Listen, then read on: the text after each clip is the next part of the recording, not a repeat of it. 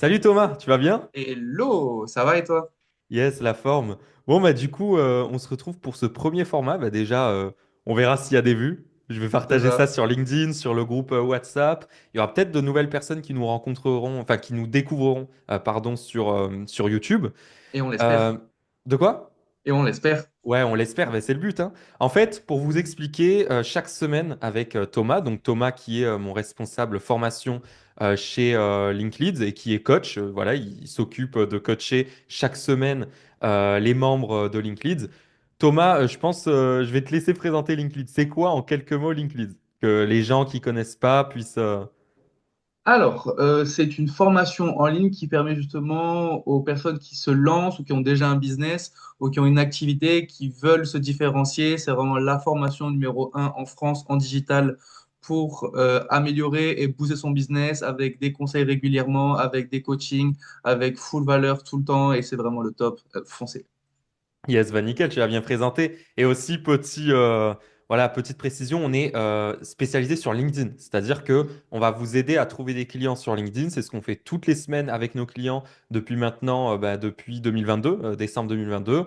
Il y a eu de très bons succès. Voilà, on a aussi l'agence Pringster. Mais en tout cas, merci Thomas de répondre présent aujourd'hui. Alors, le sujet d'aujourd'hui, il va être très simple, mais en même temps, il est pour moi hyper important. C'est quelle est la meilleure période pour se lancer sur LinkedIn? Parce qu'en ce moment, bah, tu le sais Thomas, hein, il y a beaucoup trop de personnes qui se posent la question. Et quand on les a en appel aussi, des prospects qu'on a en appel qui se disent, ouais mais Léo, moi j'ai peur de me lancer, il y a l'été qui arrive.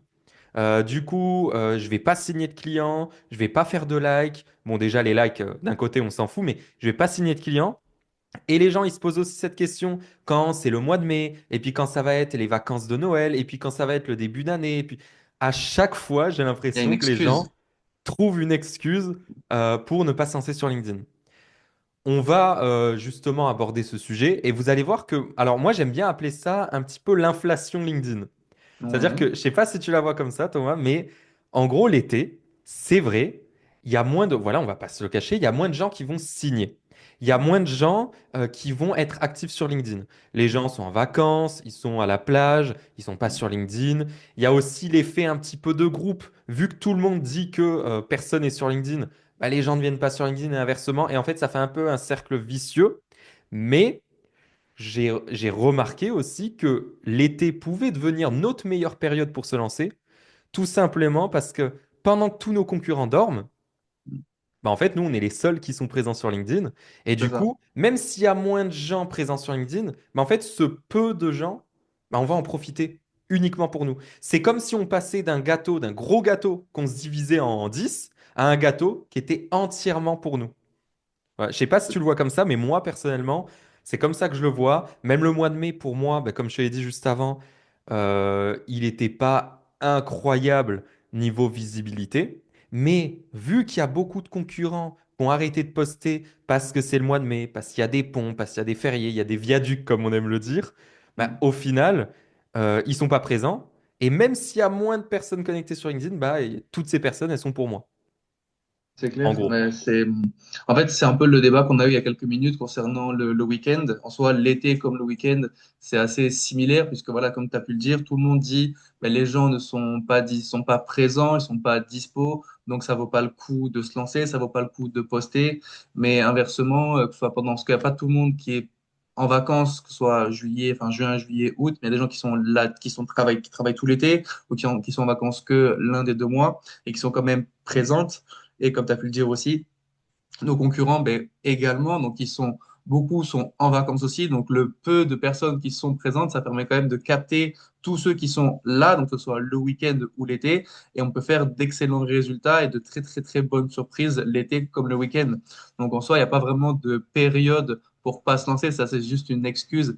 En fait, et puis aussi, il faut voir ça un peu comme un côté un peu coulisses, dans le sens où même s'il y a moins de monde, ça permet de préparer un peu doucement en coulisses pour être complètement visible à la rentrée. Parce que moi, je vois beaucoup de personnes dans leur business qui me disent, je vais communiquer sur les réseaux quand tout sera prêt, terminé, ficelé.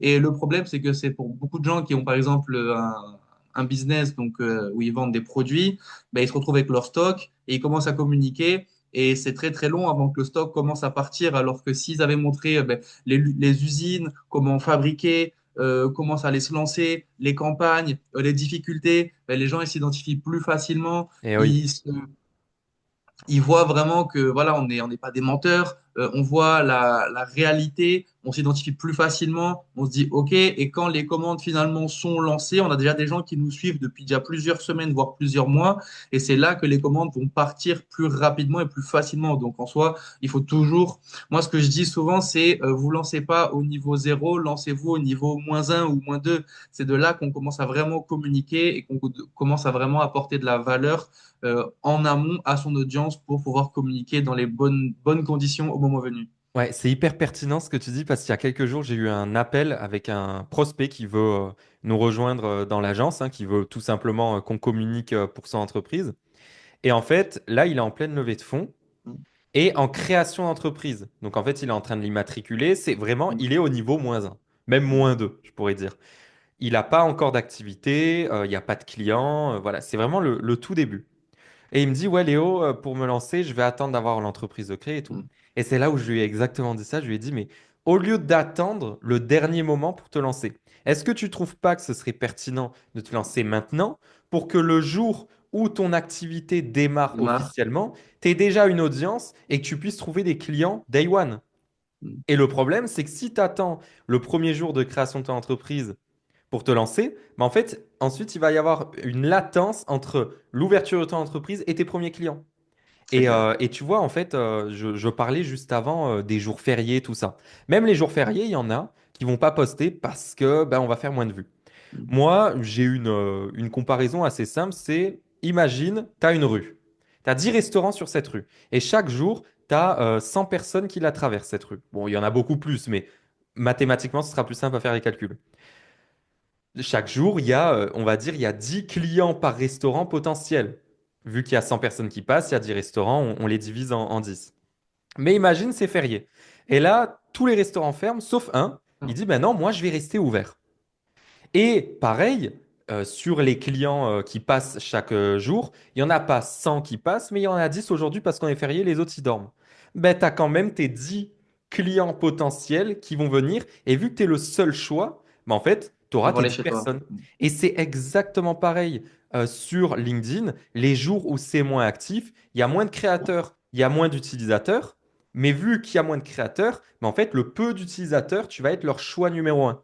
Et ça, c'est hyper important de se le conceptualiser en tête, de se dire, voilà, oui, on s'en fout qu'il y ait moins de personnes, parce que dans les deux cas, il y a moins de personnes, du côté des créateurs entrepreneurs et du côté des utilisateurs qui vont lire tes posts. Donc ça, c'est Et je, important. Et ton feed LinkedIn, au final, au lieu d'y avoir 1000 nouveaux posts qui vont sortir dans la journée, je dis ça, c'est des chiffres complètement faux, hein. Il y en a beaucoup plus qui sortent chaque jour. Bah, il y en aura peut-être 100. Et du coup, bah, tu as plus de chances d'être mis en avant auprès du peu d'utilisateurs connectés. Et du coup, moi, je vais rebondir un peu sur ce que tu as dit sur ton exemple du restaurant. Je trouve ça hyper pertinent parce que du coup, tu as dit les 10 qui vont débarquer le jour férié dans le restaurant. C'est peut-être 10 clients qui habituellement allaient dans les autres restaurants. Donc, du coup, ça Exactement. leur donne l'occasion de découvrir ton restaurant, donc ton business, ton activité, un jour où initialement, tu n'avais pas prévu de communiquer et tu vas quand même les capter sur ce jour-là, donc des nouvelles personnes. Ouais, et c'est surtout que tu vas créer un lien spécial dans le sens où en fait, tu vas être mémorable parce qu'elles vont se dire, ah ouais, jour férié, c'est le seul qui ouvre. Moi, tu vois, pour te donner un exemple, j'habite à Montpellier, dans un Mhm. quartier qui s'appelle Port-Marianne, et le lundi, ce quartier, il est mort. Tous les cafés sont fermés, sauf un. Et Ok. ben, c'est devenu le café dans Mhm. lequel je vais tous les jours pour travailler. Enfin, c'est un espèce de coworking, tous les Mhm. jours parce que je sais que c'est celui qui sera tout le temps ouvert. Même le dimanche matin, il est ouvert. Alors que les autres sont très bien, mais lui, je sais que c'est le café sûr qui sera tout le temps ouvert. Et donc, ça crée un espèce de lien sur le long terme, une confiance. Enfin, en fait, ça amène beaucoup de choses positives. Et au pire, j'ai envie de te dire, tu t'en fous de faire un peu moins de vues. Vaut mieux faire un petit peu de vues que pas du tout. C'est clair. Ah, ça c'est aussi.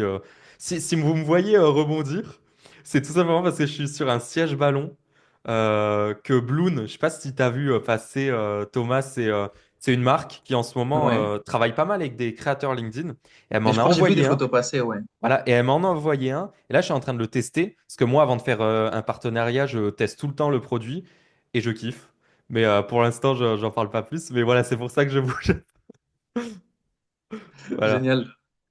Et du coup, alors, on disait juste avant que tu as parlé de ton client donc, qui hésitait à se lancer pendant l'été parce que c'était la pire période, parce qu'il avait peur qu'il y ait moins de monde, que ça valait pas le coup. Et voilà, justement, c'est ce qu'on disait, c'est que c'est hyper important de se lancer sur cette période-là. Ça permet, comme tu as dit, même si on fait moins de vues, c'est toujours mieux que faire donc pas de vues du tout. Et en soi, ben, un like, ça peut être un client.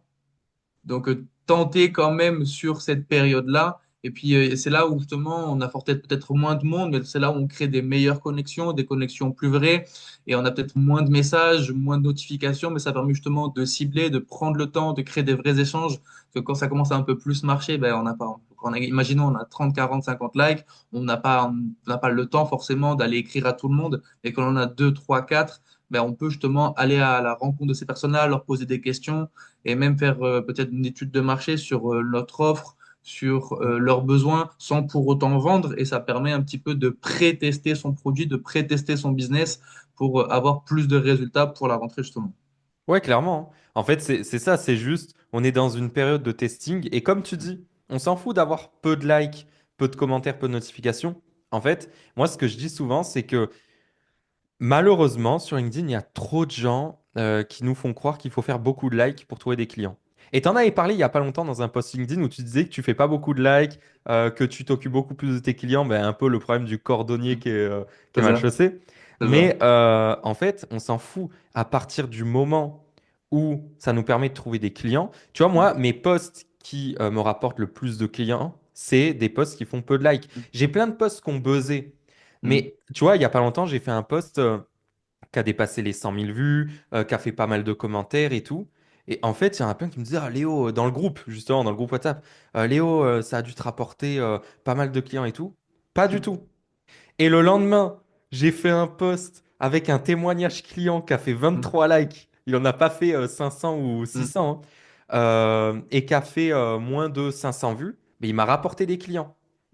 Donc en fait, enfin des leads, pardon, des leads. Ensuite, je les ai convertis en clients. Et en fait, c'est hyper important de le savoir, c'est que le type de post que vous allez publier va avoir un gros impact sur est-ce que vous générez des clients ou pas. Et si vous faites que des posts pour du buzz, bah oui, dans ce cas-là, ne vous lancez pas en été parce que c'est pas en été que vous allez faire du buzz. Par contre, si vous vous lancez sur LinkedIn dans l'objectif de trouver des clients, là, dans ce cas-là, lancez-vous en été, lancez-vous dans toutes les périodes. En fait, il n'y a même pas de meilleure période. La meilleure période, c'était hier. La deuxième meilleure, c'est aujourd'hui. Donc, lancez-vous C'est aujourd'hui. ça. Ça, c'est une belle phrase. C'est souvent, ben, même moi, c'est ce que je dis. Voilà, quand on dit oui, c'est quand le meilleur moment pour se lancer? Est-ce qu'il y a un mois, une période? Et c'est exactement ce que tu as dit. Je leur dis, ben, c'était hier, en fait. Donc, il y a pas de. Puis même, pareil, on peut avoir le même débat un peu sur, voilà, c'est un peu différent, mais sur l'heure, à quelle heure il faut Ouais. poster, quand. Alors, forcément, sauf si on est DJ en boîte de nuit, ben, on va pas poster à 2 heures du matin, mais en soi, des heures, entre guillemets, en général, tout sur des horaires de bureau. Donc, entre 7 heures et... Après, je vois beaucoup de gens, par exemple, moi, quand j'étais encore, il y a quelques années, quand je recherchais du travail, je voyais énormément sur LinkedIn, je voyais énormément de recruteurs qui téléchargeaient mon CV très, très, très, très tard, 21 heures, 22 heures, 23 heures, et qui consultaient mon profil à ce moment-là. Je me dis, mais ils dorment pas, ces gens. Donc, finalement, même quand on peut se dire, oui, c'est les horaires de bureau de 8 heures à 18 heures, mais en soi, même poster des fois tard la nuit, ça marche. Moi, une fois, je me suis trompé. J'ai mal programmé mon poste. Le programmer le matin, je l'ai programmé à 22 heures. Et quand je me suis réveillé, je me suis dit, mince, il a dû flopper. Et finalement, il avait quand même fonctionné. Donc, Et oui. finalement, il n'y a pas de règle sur ça aussi, hein. Tu sais que moi, mon plus gros buzz, c'est un post que j'ai publié. Ah non, mon deuxième plus gros, parce Ouais. que mon plus gros, c'est d'il n'y a pas longtemps d'ailleurs. Mhm. C'est un post que j'ai publié un dimanche à 18 h. Donc, comme quoi, et dans une période, il me semble été, je suis pas sûr, mais OK. il me semble que c'était début été ou quoi. Donc, en fait, tout peut fonctionner. Et Et en plus, ce qui est bien, c'est que là, ce qu'on dit, il y a quelques années, ça aurait peut-être pas été le même cas. Mais ouais. aujourd'hui, en fait, la durée des posts, elle a augmenté. Avant, C'est vrai. LinkedIn, je sais pas si tu te rappelles, il y a 3 ans, un post Ouais, LinkedIn, au bout deux de 7 heures, jours. il faisait plus de likes, hein. Ouais, 2 jours, ouais. Et après, ça a été à 1, 2 jours, justement. Maintenant, des fois, il y a des posts, au bout d'une semaine, au bout de 2 semaines, ils font des likes. Quand on a des posts qui ont vraiment bien fonctionné, LinkedIn va continuer à les mettre en avant. Et ça, c'est incroyable parce que si notre post, on le publie, comme tu dis, à 22 heures. Il marche pas. Mais le lendemain, il va peut-être pouvoir marcher. Donc ça, c'est aussi à prendre en compte. Après, c'est sûr, hein, vaut mieux être logique. Dans la logique, on poste dans les heures de bureau. Le mieux, Mm. c'est le matin parce que du coup, ça laisse toute la journée au poste pour fonctionner. Mais en fait, c'est des règles théoriques. Mais ça ne veut pas dire que dans la pratique, c'est toujours vrai. Moi, tu vois, aux membres de LinkedIn, je leur conseille toujours de poster euh, au moins 3 fois par semaine. Enfin, 3 fois par semaine, c'est l'idéal. Et si possible, si leur agenda leur permet de répondre à leurs commentaires à ce moment-là, entre 8 heures et 10 heures, tu vois, c'est des bonnes heures. Ou après Mm. manger, tu vois, 13 heures, 14 heures.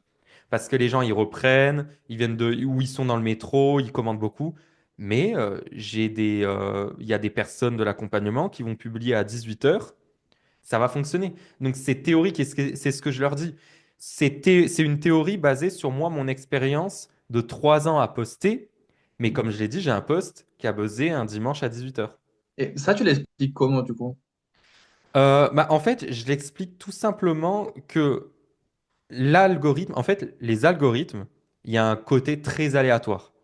C'est vrai que Oui. souvent, quand il y a un post qui va buzzer, on a quand même un facteur chance. Parce que tu vois, des fois, tu vas publier un post qui est à peu près pareil. Tu sais pas pourquoi lui, il n'a pas buzzé alors que ton autre, il a buzzé. Donc, il y a quand même un facteur chance qu'il faut prendre en compte. Mais la chance, ça se provoque. Plus on poste, plus on peut la provoquer. Donc, ça, c'est pas une excuse. Tu vois, il y en a, ils disent, oui, mais moi, j'ai pas de chance. Ceux qui postent beaucoup, ils ont beaucoup plus de chance. J'ai vu ton post de, je sais plus si c'est hier ou aujourd'hui, où tu disais, oui, si ça marche pas, c'est de votre faute, c'est parce que Oui, c'est oui, nul, globalement. c'était hier. C'était hier Ouais, c'est ça. vers. Et d'ailleurs, ce qui est marrant, c'est que je dis dans ce post que quand un post ne fonctionne pas, c'est de notre faute. Et c'est un post qui n'a pas beaucoup fonctionné. Mais j'ai illustré le fait. Et moi, je le dis souvent, tu vois, aux clients, parce que moi, je sais pas si tu as vu, il y en a, ils suppriment leurs posts qui n'ont pas fonctionné. Ouais, Et ça, bah, oui, ça peut arriver. Et c'est dommage, parce qu'en fait, ça peut marcher quelques jours après, en soi. ouais. Et moi, alors, j'ai remarqué, tu vois, avant, à chaque fois, j'avais envie, tu vois, je me disais, putain, elle n'a pas fonctionné, je veux supprimer. Mm. Et puis, à un moment, j'ai commencé à suivre de gros créateurs, tu vois, quand je me suis lancé sur LinkedIn, et j'ai vu qu'il y en avait beaucoup qui le faisaient. Hop, un Mm. post a mal fonctionné, je le supprime, au moins ça montre une belle vitrine de mon profil LinkedIn. Sauf que quand on va sur leur compte, on se compare à leurs résultats, mais qui sont des faux résultats. Parce qu'on a l'impression que tous leurs posts, ils buzzent, Ah, sont parfaits. alors Ouais. qu'ils ont juste supprimé ceux qui n'ont pas fonctionné. Et Mm. moi, en fait, en tant que coach LinkedIn, je suis obligé, pour moi, c'est ma mission de montrer qu'on peut aussi Mm. bider.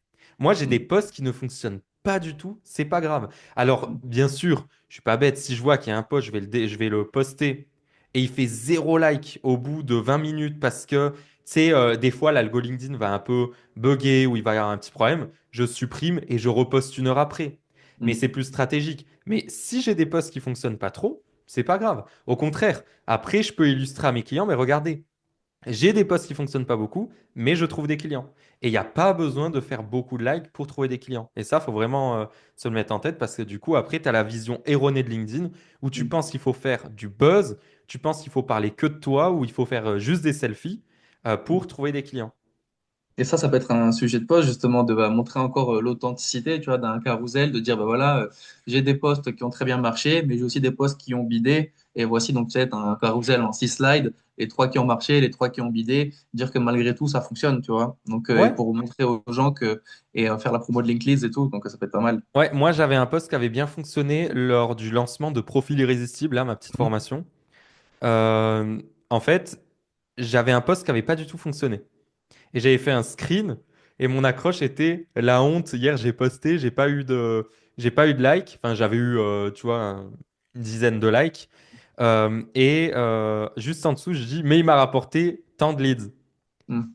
tant de personnes qui avaient. Et en fait, juste en faisant ça, les gens, ils ont kiffé parce qu'ils se sont mis à ma place. Ils ont dit, mais moi aussi, je fais pas beaucoup de likes et je veux aussi trouver des clients.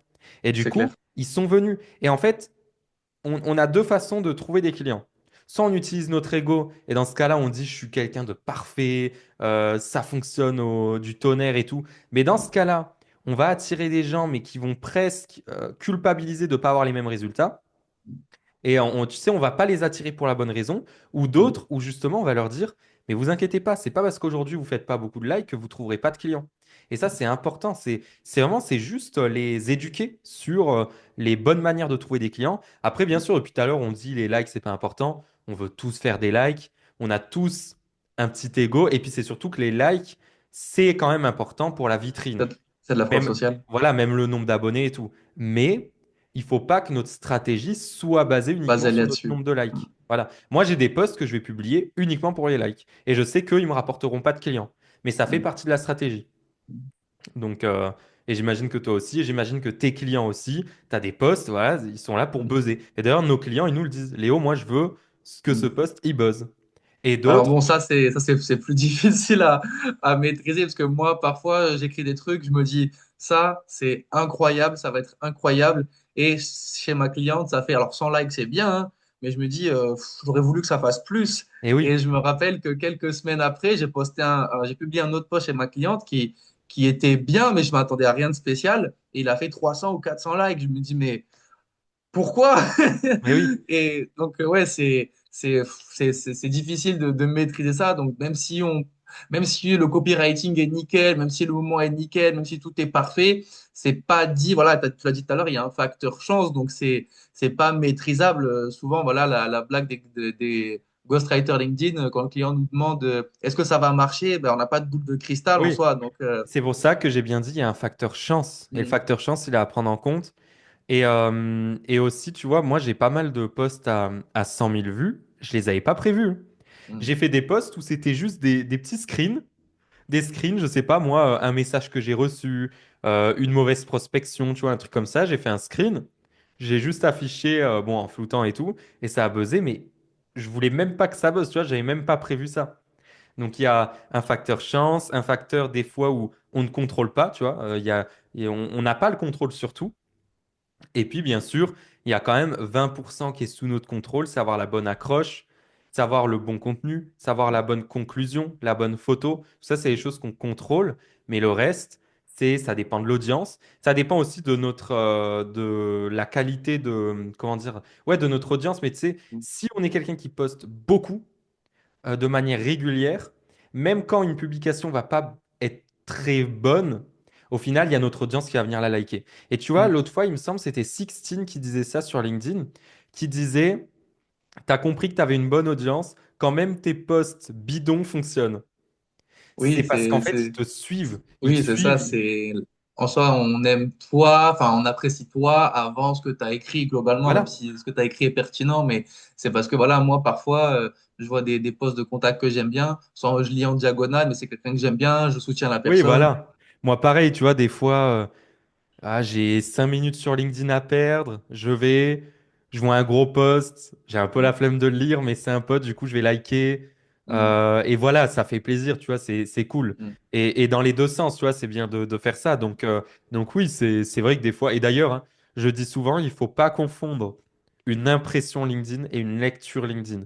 La lecture LinkedIn, on ne l'a pas, c'est une stat qu'on ne connaît pas. mm. Mais quand LinkedIn nous affiche 10 000 impressions, c'est pas 10 000 personnes qui ont lu la publication. C'est dix En mille personnes général, qui ont vu la publication. on peut se baser sur les commentaires, parce qu'en théorie, la personne qui a commenté, c'est qu'elle a pris le temps de lire, donc on peut se baser là-dessus déjà. Ouais. Et aussi sur les vidéos. Alors, ce qui est bien, c'est qu'ils ont sorti sur les vidéos, il y a deux stats. Il y a l'impression et Mhm. la vue. Tu sais, la vue unique ou je sais plus quoi. Et ça, C'est c'est ça. bien. Ça permet d'avoir une stat un petit peu plus Base, ouais. intéressante. Mais des fois, tu vois que le ratio, il est fou. Moi, j'ai une vidéo qui avait fait 100 000 vues et il y avait genre 7 000 vues, enfin 100 000 impressions et 7 000 vues uniques. Mhm. Donc, en fait, le ratio, il est fou. Et peut-être qu'on peut se baser sur ça, de se dire, ben voilà, quand tu vois que j'ai 10 000 vues, faut diviser par 10, tout simplement, tu vois. Tu sais que moi, j'ai une anecdote sur ça. J'ai une cliente récemment où on a fait beaucoup de vidéos enfin, elle a fait beaucoup de vidéos pour faire la promotion de son webinaire. Et une des dernières vidéos, c'était pour un peu de FOMO, pour dire qu'il n'y aura pas de replay. Et elle a fait une vidéo toute bête pour dire, voilà, il n'y aura pas de replay. C'est la seule fois où il y aura ce webinaire-là. Et cette vidéo-là, alors on ne sait toujours pas pourquoi, hein, elle a vraiment explosé, 100 000 vues, je crois aussi. Et la vidéo, elle a fait 10 likes, 12 likes, mais pas beaucoup, vraiment pas Ouais. beaucoup. Et ça n'a rien rapporté, tu vois. et on n'a toujours pas compris de pourquoi il y a eu autant de. Donc, des fois, il y a aussi une part de hasard ou de. Mais on n'a toujours pas compris pourquoi il y a eu autant de. Donc, oui, pour revenir à ce que tu as dit, globalement, il y a parfois il y a un gap et un peu une marge d'erreur complètement fausse entre les vues et les vues réelles, en fait. Et oui, clairement. Donc, ouais, c'est pour ça que c'est hyper important. Mm. D'ailleurs, depuis tout à l'heure, on parle, mais je ne l'ai pas précisé. Dans la description, il y a un lien pour réserver Mhm. un appel pour toutes les personnes qui voudraient se lancer sur LinkedIn avec nous, qui voudraient trouver des clients, que vous vous lanciez de zéro ou que vous soyez déjà présent sur LinkedIn. L'objectif, c'est simplement que vous alliez trouver des clients sur LinkedIn sans prospecter, uniquement avec vos publications. Moi, ça fait partie vraiment de mon truc, pour moi, important. C'est quand je me suis lancé sur LinkedIn en décembre 2021. Je me suis lancé parce que j'en avais marre de prospecter. Je te rappelle, c'est l'époque où on s'était connus au tout C'est début. ça, Moi, j'en c'est avais ça, marre de prospecter pour mon agence. Quand on s'est connus, j'avais Neptune Network, c'est ça. mon ancienne agence. Et ouais, j'en avais marre de prospecter. Du coup, je me suis lancé sur LinkedIn pour ne plus prospecter, pour attirer les clients vers nous, et, enfin vers moi sans prospection, de manière automatique. Et donc, si vous êtes intéressé, vous pouvez poser votre candidature. Et puis, soit moi-même ou un membre de mon équipe aura un appel avec vous. Ça engage à rien. C'est juste là pour vous guider, savoir si oui ou non LinkedIn peut vous apporter quelque chose. Profitez-en. Des fois, les places sont limitées. Ça dépend des périodes. Donc, prenez votre place. Et puis voilà. Génial. Et pour rebondir rapidement sur ce que tu as dit, je me rappelle quand on s'est rencontrés, je t'avais interviewé. Et déjà à cette époque-là, tu étais dans ce mood-là, puisque tu m'as dit les gens, quand ils viennent sur ton site, ta page LinkedIn, s'il n'y a pas de valeur, s'il n'y a rien à récupérer, s'il n'y a pas vraiment du contenu intéressant, tu m'as dit ils s'en foutent de vous, ils s'en vont. Ce qu'ils veulent, c'est de la valeur tout de suite Ouais. maintenant. Donc s'il n'y a pas vraiment du contenu ou quelque chose qui peut les aider à changer un petit peu leur quotidien sur voilà, des détails, ben, au moins la personne elle va se rappeler de toi, elle va revenir, elle va s'intéresser et là elle va consommer. Ouais, et mais ça, je le dis souvent, mais tu vois, il y a des gens, ils ont trop peur de partager de la valeur gratuitement. Mm. Sauf que ce que je leur Ouais. dis, c'est que partager de la valeur gratuitement, ça permet déjà de. C'est comme une formule d'appel quand tu vas. Il y a certaines boulangeries, leur but, c'est pas de te vendre la baguette, c'est de te vendre le menu, boisson, salade et dessert. Mais il y a toujours le petit truc d'appel. Ben, nous, dans notre domaine, dans le digital, tout ça, ben, ça va être de la valeur offerte. Tu vois, ça va être des gros carousels avec beaucoup de valeur. Ça va être des vidéos. Ça va être des vidéos comme celle-ci. Tu vois, on apporte Mm. de la valeur pour montrer ce qu'on vaut. Ça va être des petits. Tu vois, ma petite formation profil irrésistible, c'est Mhm. 27 euros. C'est pas ça qui fait mon chiffre d'affaires, loin de là. Mais ça permet d'apporter de la valeur à moindre C'est coût clair. C'est et clair. aussi de préqualifier une audience pour leur montrer de quoi on est capable de leur apporter, tu vois. Donc, c'est important. Et ouais, il faut pas avoir peur. Parce qu'en général, quand un prospect se dit, ah ouais, gratuitement, il a réussi à m'apporter ça, ça va être quoi si je paye? Le payant, c'est clair. Et quand on a réussi à débloquer, on va dire, ce ressenti chez notre prospect, on a tout gagné. Parce que du coup, il va oublier tous nos concurrents, il va se Mm. concentrer sur nous et se dire, ben voilà, Léo, il a réussi à m'aider gratuitement. C'est pour ça que j'ai fait beaucoup de challenges, de webinaires, où les gens, avec mes challenges de 5 jours gratuits, ils avaient des résultats. Il y en a, ils ont trouvé leur premier client comme ça. En fait, je pouvais être sûr de les avoir en client par la suite. Et c'est quand même hyper important, c'est partager de la valeur. Et surtout, bah, comme on disait, parce que de base, le sujet, c'est poster en été, Mm. pas, surtout en été, parce que c'est là où il y a peu de concurrents qui vont partager C'est beaucoup de clair. valeur. C'est clair. Et moi j'ai un exemple pour ça, justement, quand je discute avec des clients qui disent oui, mais je vais pas dire tout ce que je sais, parce que du coup, la personne, elle va pouvoir récupérer mon contenu et l'exploiter pour elle. Et je leur dis oui, mais soit ils ont pas le temps, donc quand ils vont voir que toi, tu sais le faire, ils vont te contacter, soit ils savent pas le faire. Ils me disent oui, mais même si je lui donne toutes mes techniques, toutes mes astuces, et souvent, je prends un exemple un peu imagé, je dis ben, ok, imagine, je te mets dans un garage et je te dis répare la voiture. Je te donne, tu as le garage, tu as le mastic, tu as la ponceuse, tu as tout ce qu'il faut pour réparer la voiture. Est-ce que tu vas réussir à réparer la voiture? Non, parce que tu n'es pas Ouais. l'expert. Tu ne pourras pas remplacer l'expert. Tu as tous les éléments qu'il faut. Je te donne même un plan, un tuto, tu vas pas y arriver, tu Mais vas pas oui. savoir bien le faire, ça va être mal fait. Même si tu essaies, ça va être mal fait, ça va être pas bien fait. Donc, c'est mieux de le déléguer à l'expert qui, lui, va bien le faire. Donc, justement, d'apporter un maximum de valeur, ça me permet de montrer aux gens que tu sais faire, que tu sais de quoi tu parles, progressivement, tu deviens un peu une référence dans ton domaine. Et la personne, à force de te voir, à force de voir ton contenu et d'apprendre des choses, et parfois télécharger des e-books, parfois récupérer deux, trois infos, deux, trois astuces qu'elle va tester de son côté, qu'elle va se dire, ah ok, cette astuce, ben, elle est bien, elle marche. Elle va se dire, ok, maintenant j'ai un gros dossier, ben, j'ai besoin de faire ça, ça, ça, ça. Je sais pas le faire ou j'ai pas le temps de le faire. Ben, j'ai vu que ça fait 15 jours, 3 semaines que je vois tel expert qui en parle tous les jours. Ben, je vais l'appeler parce que lui, visiblement, il sait. Eh oui, clairement. Donc, ouais, bah, en tout cas, c'est top. Et tu vois, moi, ça, je l'utilisais aussi dans mes premiers appels de vente. Ouais, J'utilisais cette comparaison de la voiture. Je disais, imagine, on te donne tout le manuel de fabrication avec tout le matériel et tous les outils pour construire une Tesla. Est-ce que tu arriverais à le faire? Pas du tout. Enfin, il te faut l'ingénieur à côté. Il faut qu'il soit là pour te guider. Mais en fait, c'est pareil dans une formation. Je peux tout te donner s'il n'y a pas quelqu'un pour t'accompagner. Et c'est pour ça que nous, bah, que c'est important pour moi, tu vois, la formation qu'on vend, chaque semaine, il y a du coaching. Parce que sans coaching, je le sais, j'ai beau faire les meilleures vidéos, les gens n'arriveront pas à appliquer, ils ne passeront pas à l'action, ils ne seront pas motivés comme s'il y avait un humain derrière. Quand il c'est y a un clair. humain qui te suit, c'est comme le coach sportif à la salle. Va prendre un abonnement à la salle, il y en a plein qui y vont pas. 95%, je sais plus si c'est 90, 95% des abonnés en salle de sport n'y vont pas. Ouais, s'ils étaient tous là, ça serait pas rentable. Ben oui, voilà. Donc, et par contre, s'il y a le coach sportif derrière, ben lui, il va te bouger. Ben, c'est exactement pareil de partout. Donc, c'est pour ça que moi, je balance tout. Souvent, je fais des audits. Tu vois, là, je vais travailler avec une grosse société à Montpellier dans la formation. Et en fait, je leur ai envoyé tout le plan d'action. Ils sont Mm, incapables de l'appliquer. mm. Justement, ils attendent que moi pour l'appliquer sur leur entreprise. Parce qu'ils n'ont pas mes process, ils n'ont pas ma connaissance LinkedIn, ils n'ont pas tout ça. Donc, C'est ouais, clair. ça reste quand même important.